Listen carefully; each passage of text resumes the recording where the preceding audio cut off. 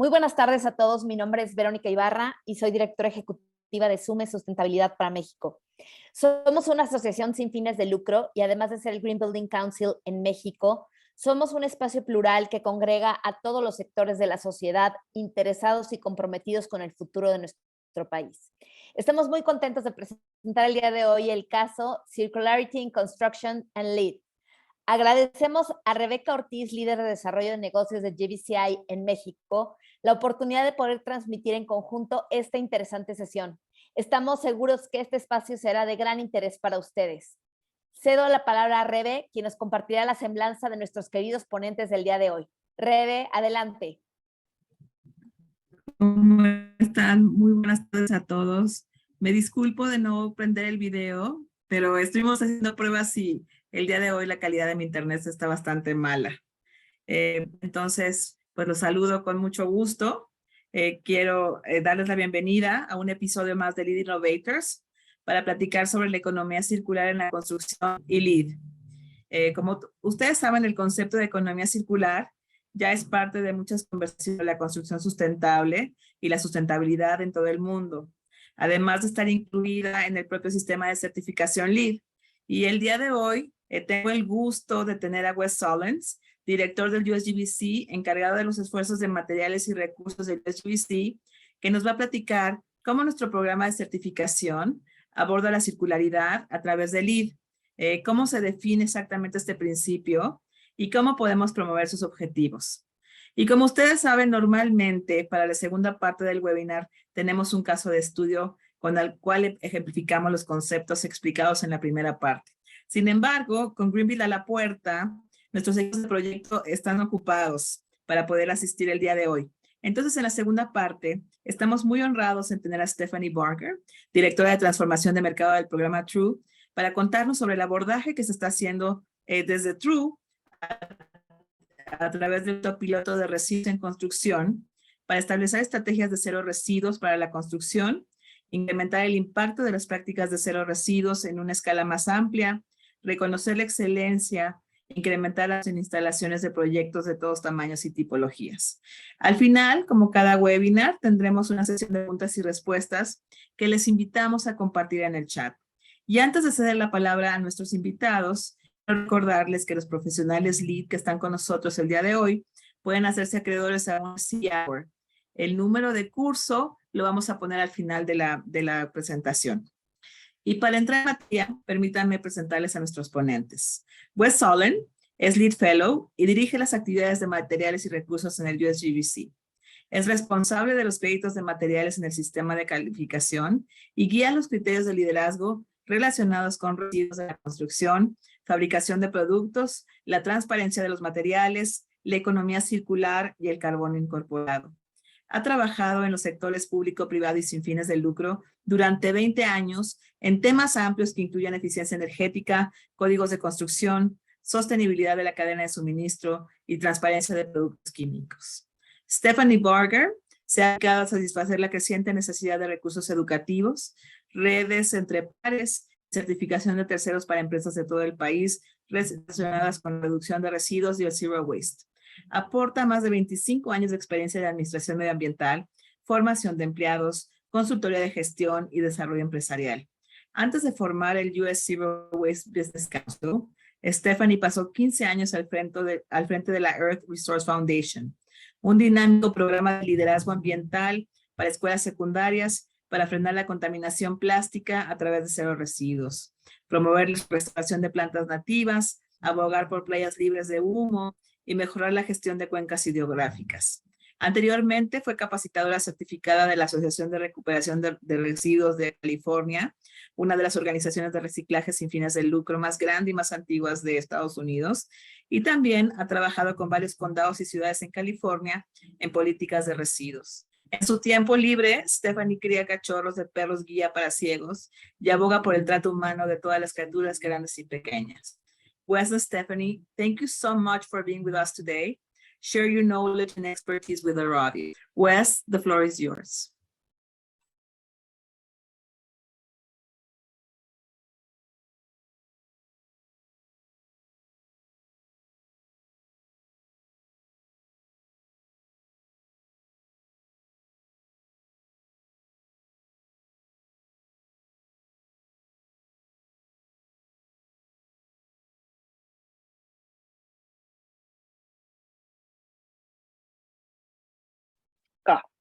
Yes, can you hear me now? Okay. Well, thank you for having me today. I really appreciate being asked to speak to this group about one of my favorite topics, which is circularity. So I'm Wes. I work at the U.S. Green Building Council on the LEED program, where I mostly manage our materials and resources credit category, but also things like building codes and others. And the LEED rating system has been around for over 25 years now. And of course, it's a global rating system. And we've been working on circularity for a long time. But I think what's important to know is there's a lot of exciting things happening. And you'll hear from Stephanie some excitement on zero waste and circularity that we also have happening on construction sites. But for LEED, it's a rating system that we're very proud of, and we can only think of even better ways to reward circularity going forward. So we'll talk a little bit about that towards the end of my presentation. So when we think about circularity, I like to start by asking, why does it matter? Why does material circularity and keeping materials in use as long as possible and recapturing that value, why does that matter? And what we've realized is this pie chart kind of shows on screen that globally our carbon emissions, our CO2 emissions, almost half of them are contributed by buildings and the operations of buildings and how we make buildings. So something like 47–50% of global emissions have to do with the building sector.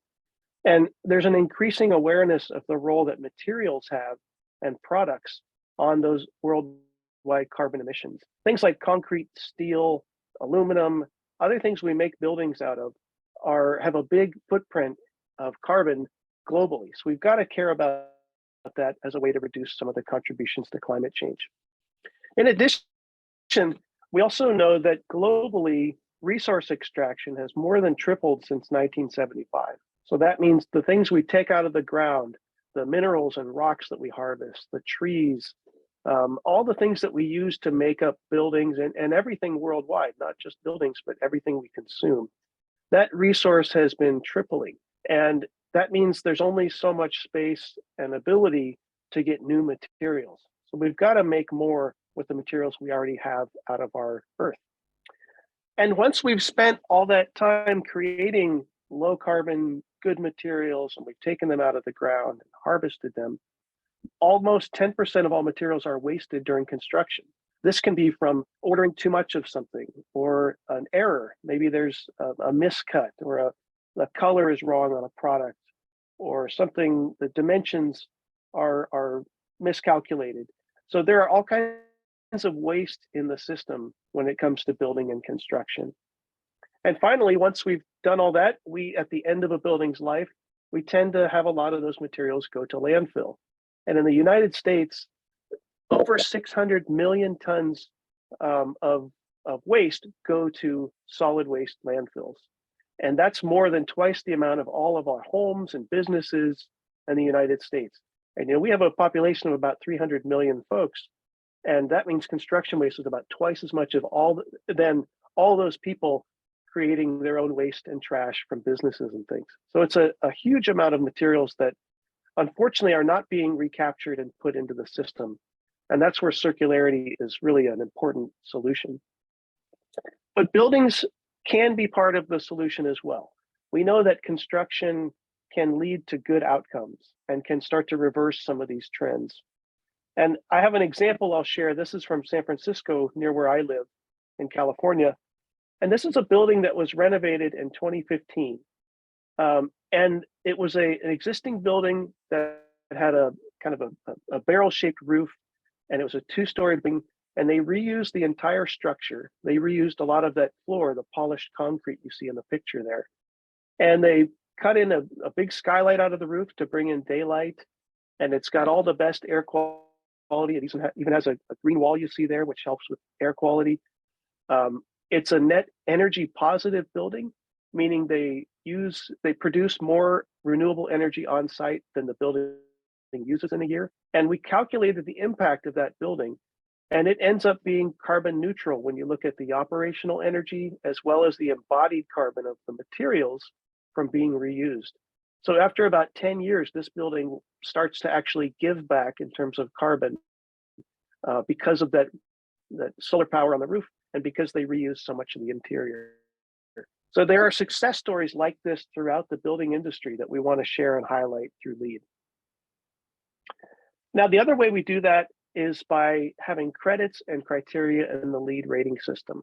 And I'm sharing this slide just to show what are the priority areas for materials and resources in LEED. And we kind of gather these in three groups. Low carbon, that means materials that have low embodied carbon. They're either reused, like I just shared, or maybe the product has had a whole life cycle analysis done through an environmental product declaration, or EPD, or it's a low carbon material that's been has some attributes that reduce the carbon footprint, like low carbon concrete or something. It can also be a recycled content or bio-based, switching from, say, fossil fuel to bio-based materials and sustainably harvested. Those can also significantly lower carbon, like going from a concrete building to a wood building, or portions of buildings can be a way to lower the carbon footprint of that building. The other thing about materials, though, we have to think about health. And that's not just the health of people inside the building, it's things like low emitting materials and green chemistry of products and things, but also the health of the ecosystem. So looking at supply chains and making sure that when we take resources out of the ground or we formulate a product, those aren't going to hurt the environment or people or workers in the supply chains. And finally, circular. Again, once we've done all those great things to make low carbon and healthy materials, how can we keep them in use as long as possible? And in a true circular economy, there is no waste. It's just cascading uses. And I'll explain that in the next couple of slides here. So traditional kind of views on circularity is the 3 R's: reduce, reuse, recycle. This is very common that we use in the US. The 3 R's of recycling and reduce and reuse. But all too often, really all we talk about is recycling and whether something is better to recycle or dispose. But what we need to do for circularity is to really expand that into a much bigger hierarchy and really blow up the top and think about, do we really need that product in the first place? Can it be redesigned for more lives, for more uses? Can we reduce? Can we share, remanufacture, repair? A lot of things that come before recycling. And when we do that, oftentimes those same things that make a product more circular tend to have a less carbon footprint. So things like redesigning, lightweighting a product, or reducing the amount of inputs needed to perform the same function, or remanufacturing and repairing things rather than building new. Those tend to have lower carbon intensity. So circular can lead quite clearly to lower carbon. The other feature is safe ingredients.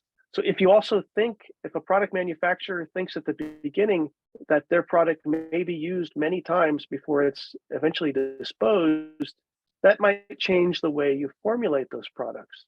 And that means less hazardous ingredients can make different cycling possible. So say maybe something is built first as a flooring, but then it ends up as a bench, a plastic bench, and maybe after that it ends up as a shelving product or a wood, something like that, or carpet.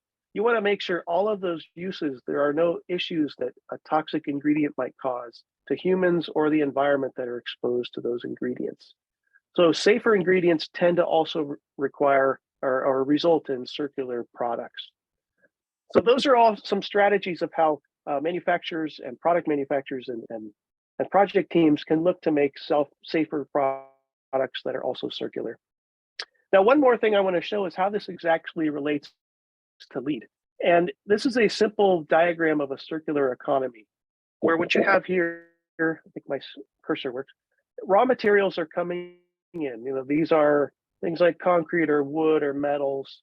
And the product manufacturer designs something, they manufacture it, it gets sold and distributed and delivered to a job site and installed. Once it's installed, there's a use phase, there may be some repair, and at the end of life, hopefully it's collected and is cycled back into the system. And there's a little bit of waste that comes out of the end as well. There's always going to be some. Now in LEED, traditionally, these are the places I've kind of highlighted where LEED credits reward strategies towards circularity. So we have credits that look at how you source materials, Is it sustainable harvested wood? Is it low carbon concrete? Are there low carbon materials, etc.? Then how the design happens. We have a flexibility and design credit for interior projects that looks at ways to make the project more flexible and not have to have so much remodeling and renovations to a project. And then during manufacture, we give credit for things like EPDs and material ingredients. Those are all credits in LEED that reward good products. And at end of life, we value things like recycling and salvage content and extended producer responsibility, EPR, where a manufacturer takes care of that product at end of its life and takes it back. And of course, our construction waste credit, one of our most popular in the rating system, is recycling the construction waste so that some of that materials can be put back into use. Now, we noticed that there are still some gaps in this cycle. And on the next slide, I'll share, we've been trying to fill in some of these gaps with what we call pilot credits in the rating system. And I'll share that in just a second. But we know that there's more to it than just those kind of interventions I showed. There's more we can know about recycled content. So things like, is it a safe product to be recycled? You know, just because it's recycled content, maybe it has things in it we don't want recycled or not in that use. So additional information about recycled content is important. There's also a need for circular product design. So this is designing products so that they can be taken apart at end of life simply, or repaired, or communicating when you purchase something what to do with it at end of life. So every time you buy a chair or a siding material or a flooring, you know exactly what to do when the building is complete or that material ends its useful life. And then zero waste manufacturing. A lot of great manufacturers are doing things like the True Rating System and getting certifications showing that they're manufacturing in a zero waste facility. That's a place where LEED can reward progress as well. And you'll hear more about that from Stephanie later. Refurbishment and remanufacturing. That's something that happens in some industries, but not all. So those are things that we want to encourage project teams to do. And then finally, this idea of a closed loop or products as a service, you know, selling products or providing products as a service for what they do, not for what you're owning. There's a couple of examples of this, like carpets where you lease the carpet, you don't own it, or lighting systems where you're leasing the service of good lighting in your office, you're not owning the light bulbs. So lots of ideas around how to make products as a service, a way for manufacturers to take control of that waste at end of life. And closed loop, things like if you take a flooring material and turn it back into new flooring material, you basically can skip all of this collection and recycling, go straight back into manufacturing. So kind of shortcutting a lot of those steps towards the path of circularity. So in LEED, we came together and thought of a lot of these strategies and created a pilot credit. Now, pilot credits are kind of innovative. They're not in the formal rating system, but they're on the scorecard at the end under innovation. And this is a point that is now available for project teams that find products that meet these criteria. So supply chain circularity, that looks like additional recycled content disclosure. Zero waste manufacturing, again, if the product is manufactured in a facility that has zero waste, certified. And designing for circularity, so including more information about a product and designing it for circularity and communicating that to the consumer. And then finally, closed loop products, materials and products that are turned back into their own thing over and over again through closed loop remanufacturing or refurbished, remanufactured products and products as a service. These are just some ideas of the circular economy that we're seeing today. And it's a pretty popular pilot credit. You can learn more about it by going to this website, usgbc.org/circular products, either V4 or V4.1 for the rating system you're looking at. And then you register for the pilot credit. You only have to choose 5 products that have these types of additional circularity, and then that's worth 1 point in the rating system. So this is a way we're testing for the future of LEED, how we might reward more circularity of products and materials. Which leads me to the next question we often get asked, what's next for LEED? What comes next after LEED version 4.1? And earlier this year, we released a kind of the principles of the future of LEED, and this is available on our website. You just search for it online, the future of LEED, lead@usgbc.org. And it outlines some of the things we're thinking about, and circularity is a major part of that, and how products and materials and buildings, for that matter, can become more circular over time. Next year, we will kick off a full development of a LEED version 5, and we're going to be looking to the market and stakeholders and asking what you want to see out of the future of LEED. So there will be opportunities to coordinate and collaborate on that, and I look forward to that in the near future. The other thing I'll share, just a last thought, is that when we think of the future of materials in LEED, it's really, I think, a combination of all of these things coming together. So today we sort of have all these things on the left: climate health, human, social equity, ecosystem, circularity. They're all sort of distinct credits or outcomes we're seeking in LEED. But over time, we really want to see these things come together in a fully optimized product. And then LEED can reward that by having credits and recognition for projects that achieve those outcomes in a multi-attribute way. So really, we see these coming together, things like healthy, low carbon, circular products. That hopefully is the standard of the future for products in LEED. And with that, I'll conclude. There's a few resources here, but I'll turn it back over to you, and I look forward to questions. Thank you, everyone.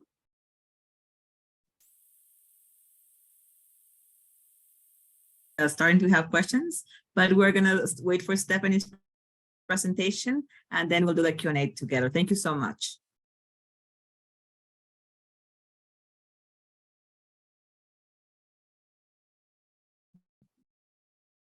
We're ready for you, Stephanie. Do you want us to start with the presentation? Yes, please. And thank you, Wes, for that great introduction, background, and the evolution of LEED. And thank you, Rebecca and Shune, for hosting us. So I want to say buenas noches from Chile.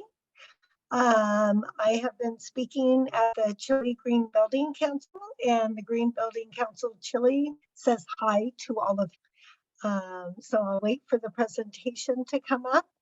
But I will also be talking about the evolution of true. Pero ¿nos puedes empezar con las diapositivas, por favor? Great. And as Rebecca has put in the, please put all your questions in the chat and we will answer them at the end of the call. Terrific. Great. Muchas gracias. So first of all, I'm going to review the true certification because it's the foundation for true for construction. So true stands for total resource use in the resources, not only the materials, which includes the products and packaging, but your financial resources, and most important, your human resources. And then true was designed by businesses for businesses. So it is to provide the ultimate efficiency actions. Next.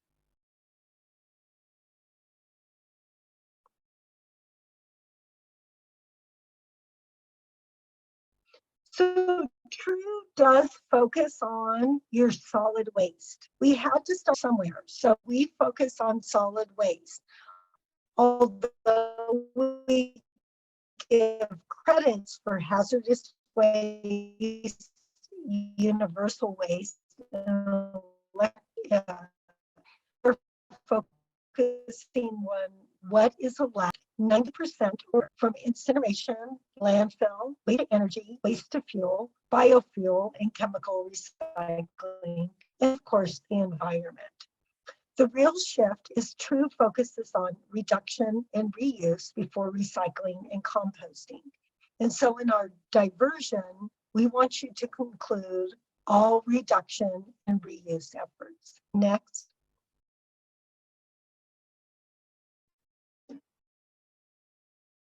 As you can see from our rating system, the most points are in purchasing. So whether it is a facility, an event, or a construction site, what you need to focus on is what you are purchasing. Everything needs to be durable, repairable, returnable, reusable, and it needs to be made from recycled content. So that's why we have closed loop.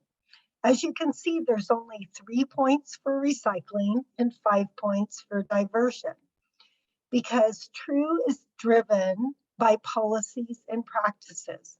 So we want you to have strong leadership, training, analysis, upstream management, and closed loop systems. And as we say in TRUE, if you are not purchasing your recycling back, then it's not considered recycling. Next.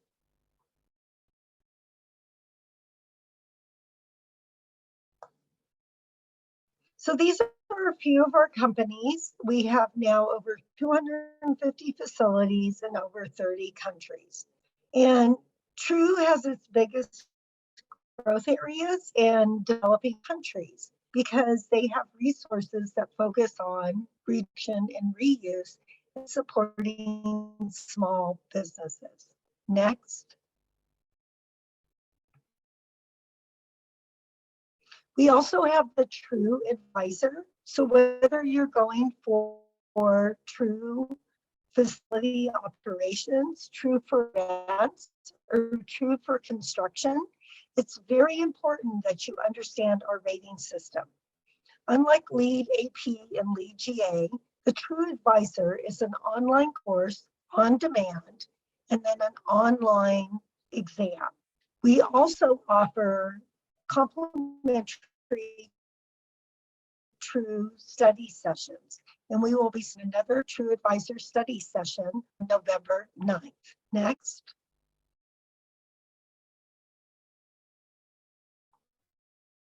So we want you to rethink your resource cycle. So as Wes talked about, it's not enough to recycle a circular economy. Next.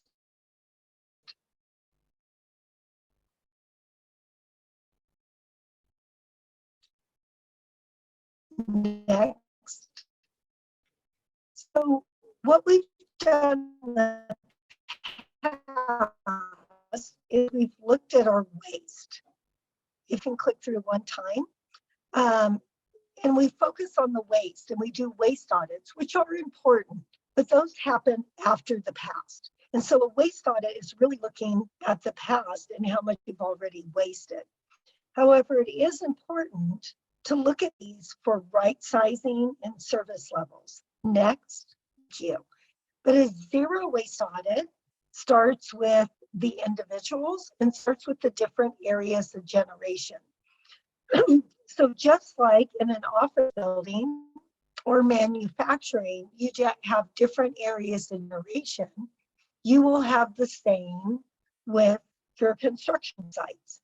And you will have different actions happening at different times. And then we do not focus on recycling. Our focus is on the upstream, and that's because that's where the most money can be made in the state. So you can do really good by recycling, but you can save thousands, hundreds of thousands, or even $1 million reducing and reusing. Next.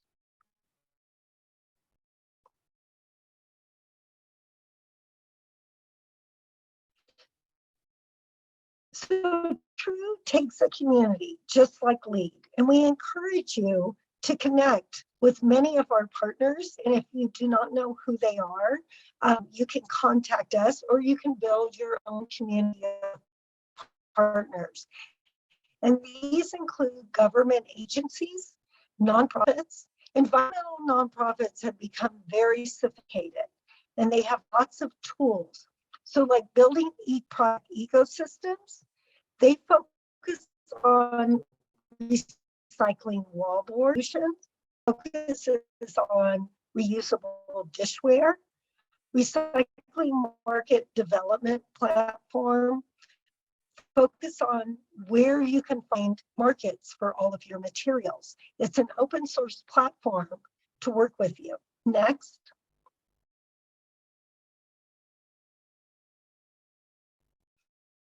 So I'm going to go quickly through some True for facilities because it's important to understand the foundation of them. So we have certified farms, high-rise multi-use buildings, and large campuses with 128 buildings and over 60,000 employees. Next. So what's important to understand for facilities for operations is that they source, separate all of their materials. So here's one example with Sierra Nevada Brewing Company. They do not use one hauler or recycler or one processor or one broker. They sort into 12 different commodities, and that's what you need to look at.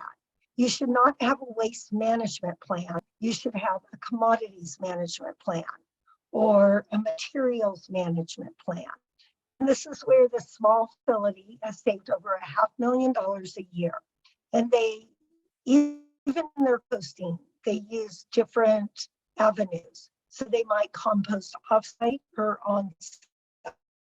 Next. And this is an example of a very large facility in India, almost 6 million square feet. And what's important here is that multi-tenants, and you will deal with a lot of and work with a lot of different trades, consultants, architects. So you need to everybody together. They were very successful and received gold level in True Certification.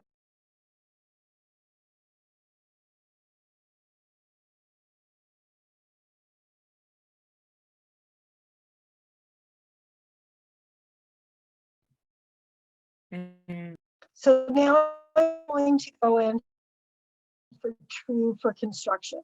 So we are calling this our pilot, but what that means is we have developed a system, a rating system, adaptation to our rating system for True for Construction. Next slide, please. And so this is just for True for Construction. Next slide. And we want your input and we want your feedback. And because it is a pilot, we will be working closely with you to help you find the resources you need and that you can share with other companies that are going through the True for Construction. And it's very important that we focus on True for Construction, as construction demolition debris accounts for more than twice the amount of municipal solid waste in the West. Plus, you as our LEED community have requested this from True. So this is from our architects and our contracting companies, and they have requested True for Construction. Next.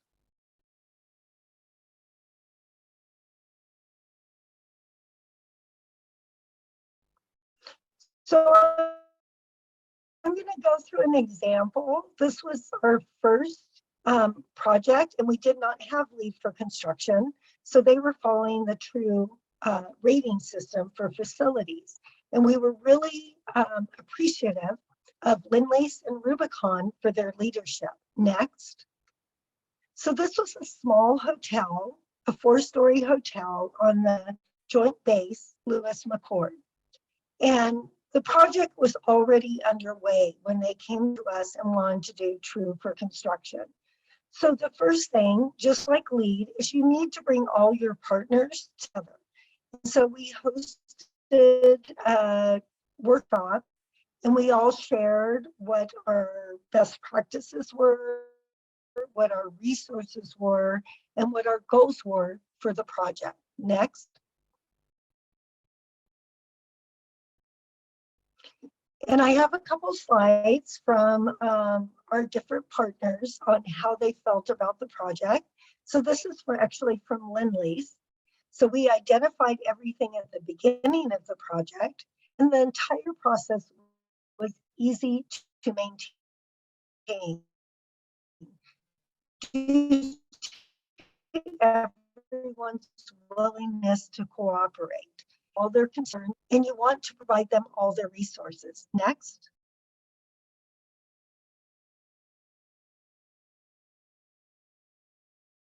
So the bullet points here outline the success of the project. And first of all, it was about bringing everybody together, making goals. Their goal was initially 98% overall diversion. And they want to help manage, Rubicon wanted to help manage the services that were needed. And so they had to do a lot of research. This was in Washington State, and they needed to find the processors for the different materials. Who was going to process wood? Who was going to process the drywall? Who was going to process the electrical equipment? And so by focusing on each individual trade and working with them and training them, they were able to achieve high success. And even though this was a very small facility, they only had one trailer, they made the extra effort to compost all of their lunch scraps. And so they just had a small cart that they put all the lunch scraps in and all the composting, and they were able to work with a hauler to make sure that they were picking it up. So true like LEED, it's a leadership certification. So we need you to be leaders, and it's going to be uncomfortable and it's going to be hard, but you're going to help change the world. Next.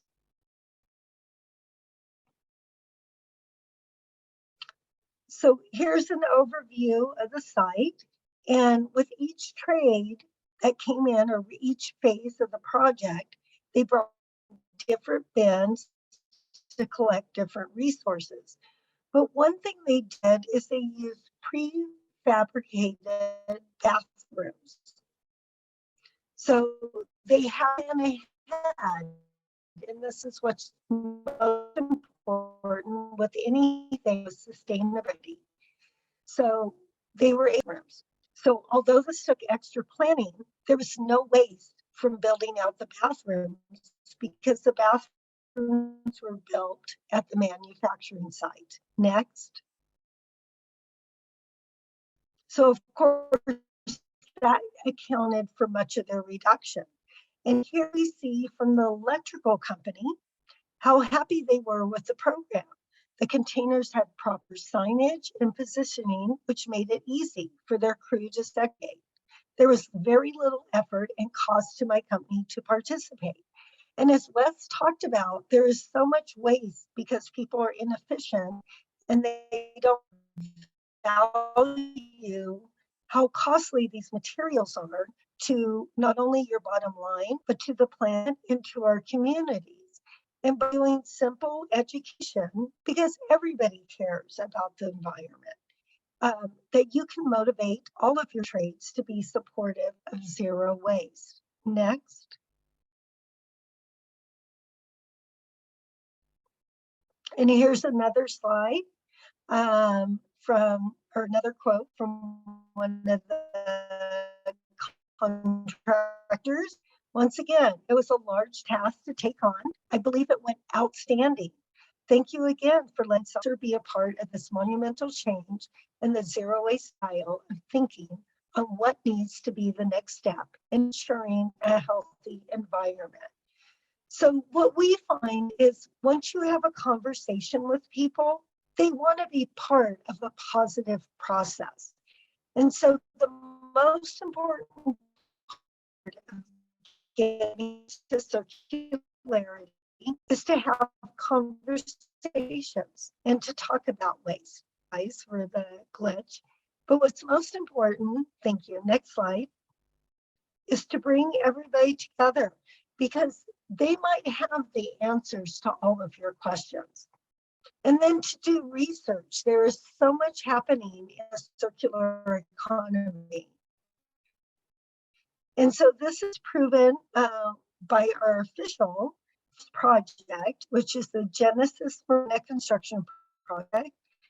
They are pre-certified and they are going through full construction.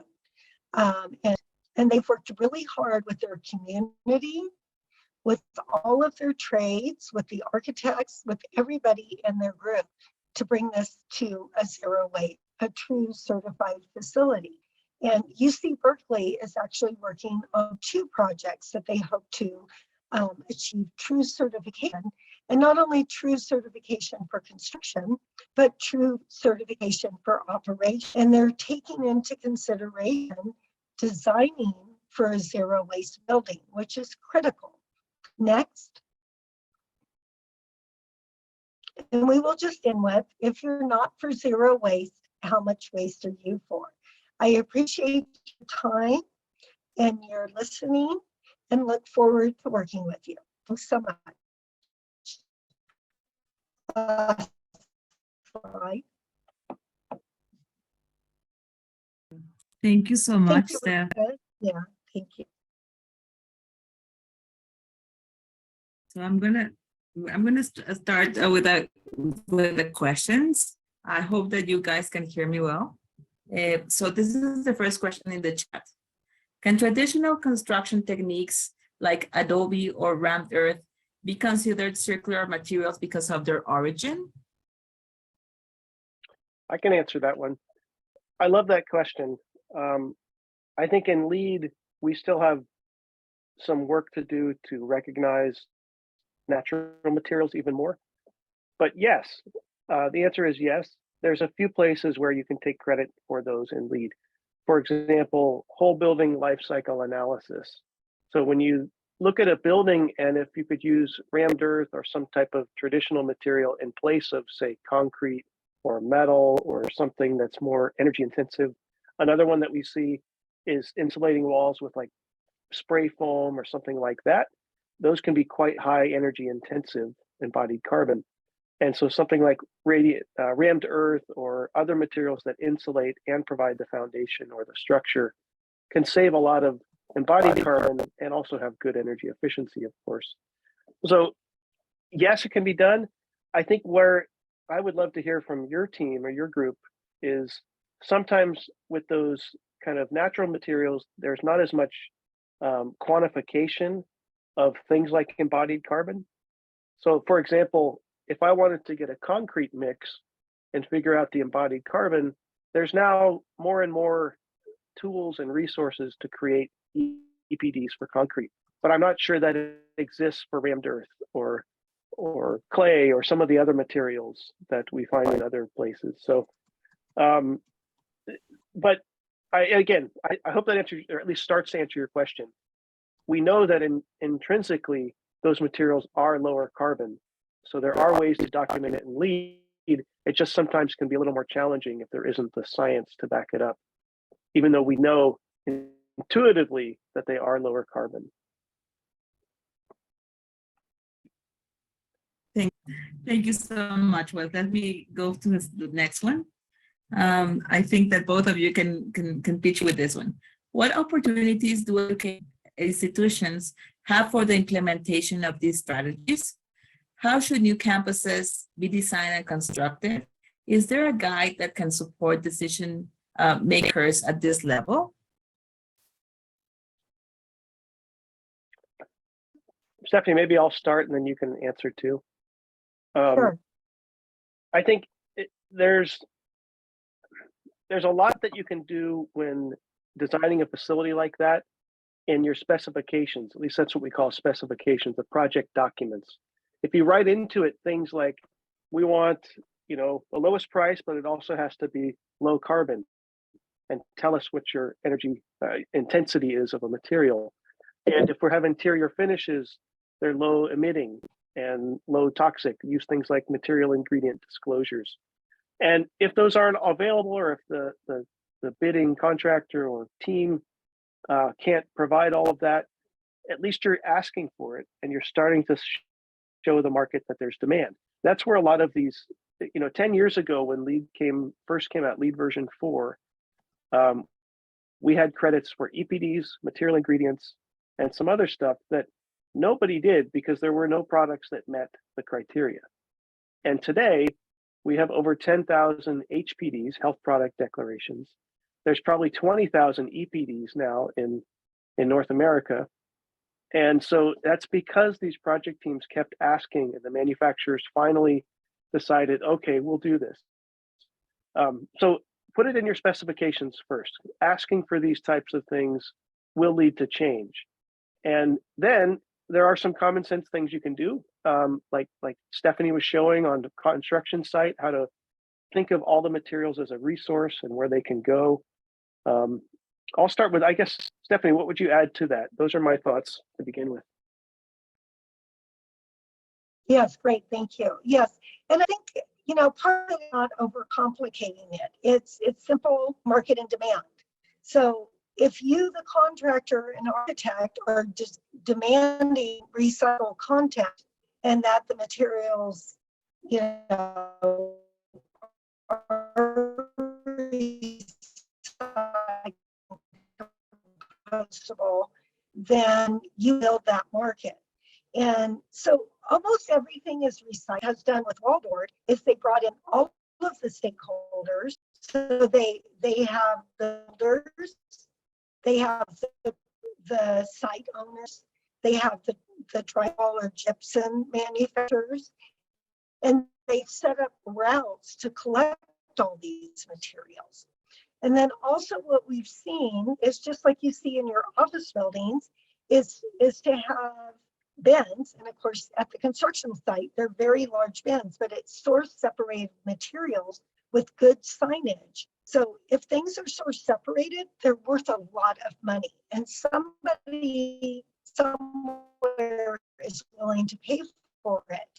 And more important, even if your landfill fees are $20 a ton, and somebody's taking your materials away for free, if you have 100 tons of material, you're automatically saving, you know, $2,000, $20,000, you know, $40,000 of waste avoidance. So just because somebody's not paying you for the materials doesn't mean you're not making money. And then I think most importantly, we like to call zero waste a team sport.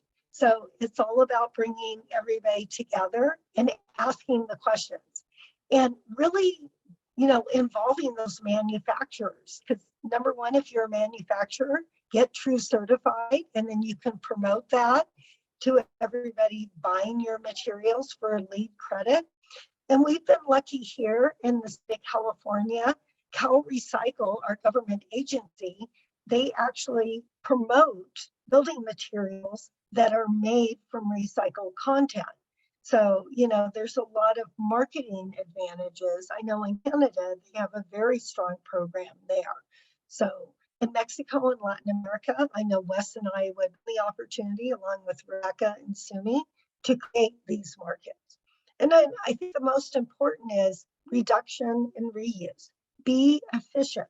We as humans are extremely wasteful, you know, so I think retraining people to just be really aware of when you throw something in the trash can, you've wasted all the extraction and transportation, manufacturing of that material in the first place. And then we're creating more nation and social human rights and justice issues by burning it or landfilling it.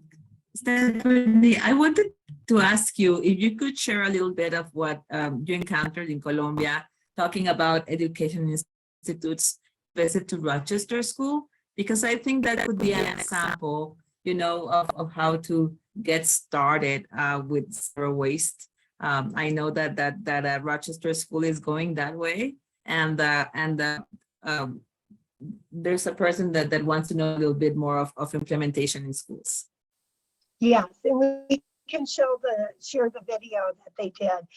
So I think number one, they're a LEED Platinum facility, so they already have that mentality, and they're a leader in LEED green building. So more importantly, the school was started in 1964, and that was the foundation of the private school and the founders. But they've educated the students, and I would say most importantly, they are very creative. And honestly, we need to bring the arts and the math and the engineering into all of this and provide that creativity and let people think out of the box. And that's what they've done, because they're not only taking the extra effort to source separate, so they do double and triple sorts of all their materials, but they have many ways to compost. They compost on site. They compost off-site, they sell their compost to the local community, they grow all native trees, and then all the students are very involved in the process. And it's not that they're just teaching the students how to compost, but they're asking the students what to do next. So one of the seniors, his project is to create a sustainable economy. Like, we weren't even thinking about that when we were in high school, right? And so that's what's really exciting. And that's what I encourage people to do. When you design your zero waste plan, and even for construction, some of these construction sites, of course, take 4 or 5 years. So don't design your zero waste plan for the infrastructure today. Design it for the infrastructure of tomorrow. What do you want our zero waste infrastructure to look like? And design your plan for that. So I really see a lot of creativity and leadership, and everyone is involved at Rochester School. Thank you so much. I'm just gonna go real quick over the last question. So some first steps of what can be done at a home level for families that do their own construction. Was it? Yeah. Great question too. I mean, I do this when I work on my house. What can you do? You know, again, ask questions, pick products that are better. You know, if you can find, say you're doing a flooring, you know, think about durability. You know, what's better, a plastic flooring? Maybe it lasts a long time, but it's plastic and maybe a problem in the landfill. Whereas maybe you could use a tile, or when it's an engineered flooring, like a laminate or something, is that really durable? So think about some of these attributes. Which one's a lower carbon? If it's recycled content tile, it probably has pretty low carbon footprint. If it's local, it's probably pretty low carbon. Think about health. If you're selecting a product that is smelly and stinky, it's probably not very good for the indoor air quality. And then circularity. What can you do with it at an end of life? If it's something like a wallboard or something that's painted, there's not much you can do at end of life, but there may be other products that do have some circularity to them. Maybe there's a place to recycle or compost if it's some kind of a rug or something. So just think of those same types of attributes we were sharing with in mind for products, every decision that you make on a job site. And I love Stephanie's, I want a t-shirt or something that says like, zero waste is about creativity. You know, it's about being creative. And that's what we do when we're remodeling our own houses. I know I do, at least. You reuse every piece you can, you save things, you find things at a salvage yard or your neighbor or somebody like that. And that is being green at its corest level. So that's how I would answer the question. Great, thank you, Wes. So first of all, I want to say we have a zero waste audit toolkit on the True website. And I also recently remodeled and drove my contractors up the wall. I would not let them do any of the cleanup. So I did all of the cleanup so I could source separate all of my materials and get them recycled. And I also made them reuse materials they were throwing away. And that's very important. You know, I was walking around with a client today in Chile, and they said the most important thing they can do for zero waste is they have to do a zero waste audit every day. They have to walk around and look and see what is happening. And that's what you need to do on your construction sites. And I think persistency is the most important thing. I had very old 30, 40-year-old carpet in my house. And although we have carpet recycling in California, they don't really take it from residents, individuals. They usually take it from businesses. But I was very persistent, and I got a hold of that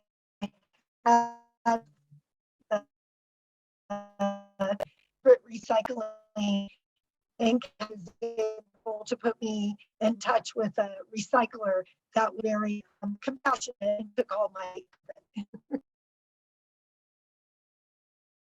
Thank you so much for your answer. I just want to share with the audience that we have shared some resources that you guys have provided regarding True, and also an article that you wrote, Wes, on circularity for LEED. I've also added some other resources, such as the strategies that the Center for Green Schools do.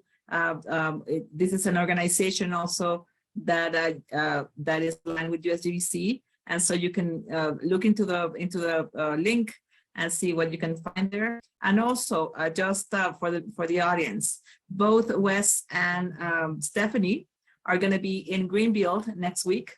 So I also shared the agenda so that you guys can if you're going to Greenfield, you can visit and be in their sessions. I really want to thank you guys. I know you are super busy. You're presenting next week against in a presential mode. I thank you so much for your generosity and for being with us today. It's been a wonderful webinar. Thank you so much. Okay, thank you. Happy to. Muchas gracias. Muchísimas gracias a nuestros ponentes Stephanie y Wes por esta extraordinaria presentación. Les recordamos que Sume comparte webinars, cursos, talleres y otros eventos todas las semanas.